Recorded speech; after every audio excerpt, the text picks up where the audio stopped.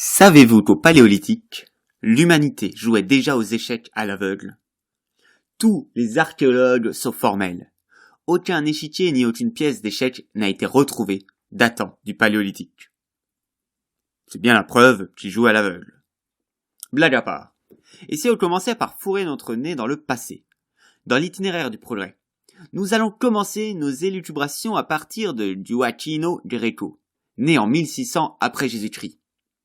Mais avant, qu'est-ce qu'il y avait avant?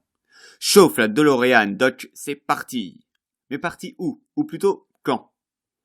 Rechercher l'origine des échecs, c'est comme rechercher le chaînon manquant de l'évolution humaine.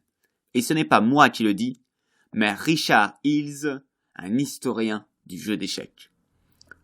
Vous avez sûrement entendu que l'ancêtre du jeu d'échecs venait d'Inde. Et là-dessus, il y a consensus. En tout cas, l'ancêtre de l'Inde, vers le 5e siècle après Jésus-Christ. Ce qui nous fait tout de même un jeu vieux de 1600 ans. C'est pas mal.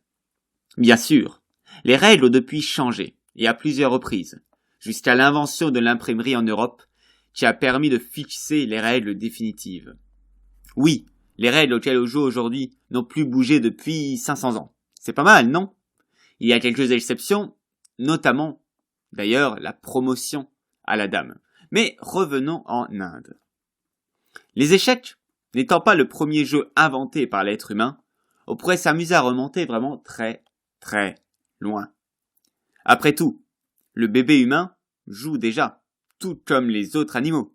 Le jeu étant un moyen, voire le meilleur, pour acquérir des compétences et connaissances. On pourrait par exemple citer le séné, un jeu égyptien qui figure sur des hiéroglyphes en moins 3100 avant Jésus-Christ. Mais aussi le Meyen, en moins 2700, le Royal Dur, en moins 2600, le jeu du chien et du chacal, en moins 2200, le jeu des voleurs, moins 1500, le Go, moins 700.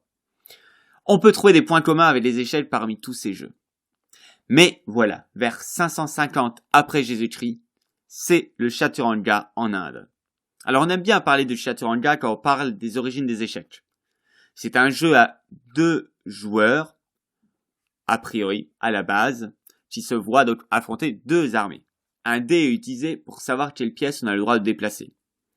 Le jeu gagne en popularité, il arrive très rapidement en Perse, où il s'appelle le Chatrang, ou Chatranj dans le monde arabe.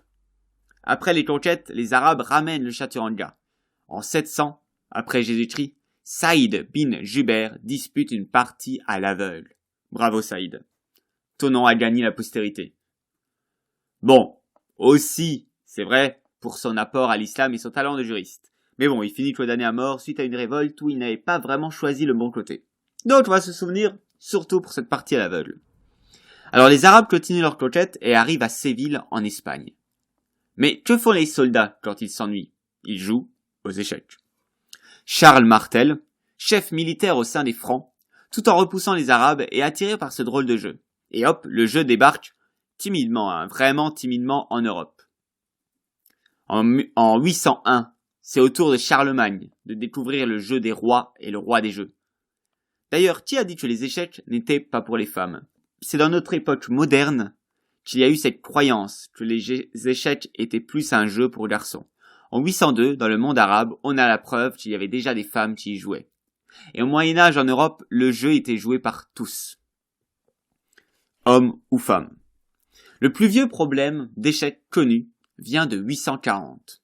Toujours du monde arabe. Le jeu d'échecs semble avoir du mal à être pris au sérieux en Europe.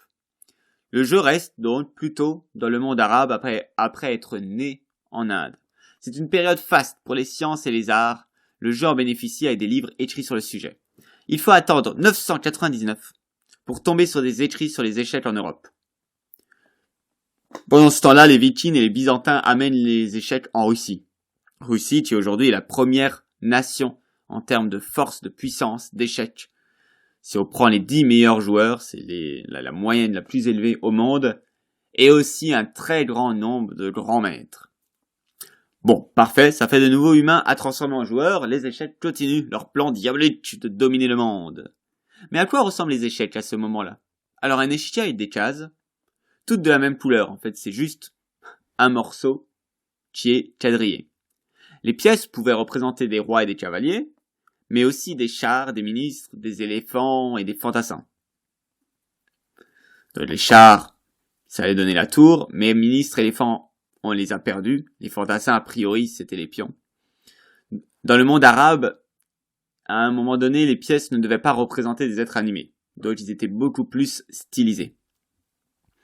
Petite anecdote en passant, le mat de l'arabe que vous connaissez, peut-être, avec une tour et un cavalier, eh bien, s'appelle comme ça parce que ce sont les seules pièces qui ont gardé les mêmes règles du jeu depuis que les échecs soient arrivés du monde arabe. D'où le nom mat de l'arabe. Alors, les échiquiers à 2 couleurs, un peu plus tard, ont amené une pièce spéciale, l'offin, l'ancêtre du fou.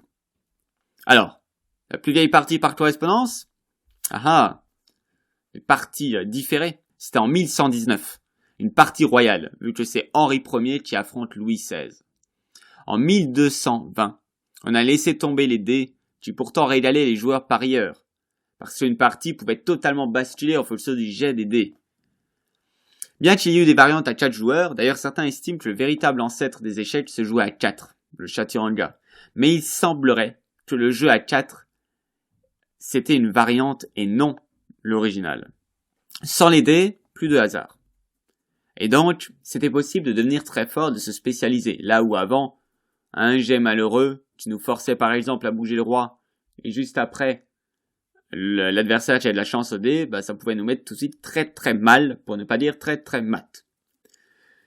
Et puis, outre le fait qu'enlever les dés, ça permet d'avoir des joueurs qui deviennent vraiment forts, c'était aussi pas mal au niveau des religions, parce que vous allez voir, les religions monothéistes ont eu du mal avec le jeu d'échecs, surtout en Europe. En 1422, on considère que le pat donne une partie nulle, alors qu'avant c'était une partie gagnante. Et oui, ça c'est maintenant comme à notre époque. En 1480, le premier manuscrit en italien, écrit par Damiano, que vous connaissez peut-être pour le mat de Damiano. Et en 1490, une nouvelle règle, la prise en passant. De la prochaine fois que vous êtes surpris par votre adversaire qui vous fait une prise en passant, dites-vous que cela fait plus de 500 ans que vous êtes censé connaître cette règle. Et le roc, 1561. C'est l'année où on peut déplacer le roi et la tour en un seul coup pour roquer. Dingue. Encore aujourd'hui, je trouve cette possibilité totalement dingue. Bon. On pense que, dans l'idée de dynamiser les parties, il ne faut pas oublier que, surtout pour l'Europe, il y avait beaucoup de paris. On jouait surtout comme un autre jeu pour gagner de l'argent en faisant des paris. Donc on cherchait un peu à adopter les règles qui naissaient à droite à gauche, qui semblaient les plus spectaculaires. Et donc pour dynamiser les parties, on autorisa les pions à avancer de 2 cases au début. Et on donna au ministre, qui fut appelé le vizir ensuite par chez nous, qui accompagnait le roi, une grande puissance. Le vizir, le ministre, devint la dame. Le roi, désormais trop rapidement exposé au centre, vu que les pions allaient avancer rapidement, que ce ministre devenait la pièce la plus puissante, donc la dame, le roi devait se mettre à l'abri, tout le roc. Et bien sûr, il y avait aussi l'influence du contexte historique. En Europe se développait le culte de la Vierge Marie et l'image du couple royal. Donc, voilà, on voulait mettre une dame sur l'échiquier, même si elle ne faisait que remplacer le vizir. Et au XVe siècle, les Espagnols avaient une reine qui jouait pas mal aux échecs. Et donc, ils ont donné à la dame toute sa puissance. Voilà, c'était Isabelle la catholique. Alors, jouer aux échecs, mais attention, c'était très loin d'être une femme fragile et sans défense. Elle a notamment organisé l'Inquisition espagnole, et c'est aussi elle qui a permis de financer le projet de Christophe Colomb. Voilà, donc pas vraiment une précieuse ridicule, hein. Bon, mais l'église râlait encore pas mal en ce temps-là, car même si on joue désormais sans les dés, certaines personnes se demandent si cela ne reste pas un jeu de hasard. Après tout, il y a tellement de possibilités lors d'une partie, il y a peut-être un côté un peu démoniaque, de pouvoir devenir un fort joueur, de pouvoir prévoir ce que l'autre va faire, comme si on lisait dans ses pensées. Mais bon, l'église, ça lui a pris un peu de temps, mais voilà, l'église a fini par se calmer, et les échecs purent enfin asseoir leur image du jeu des rois.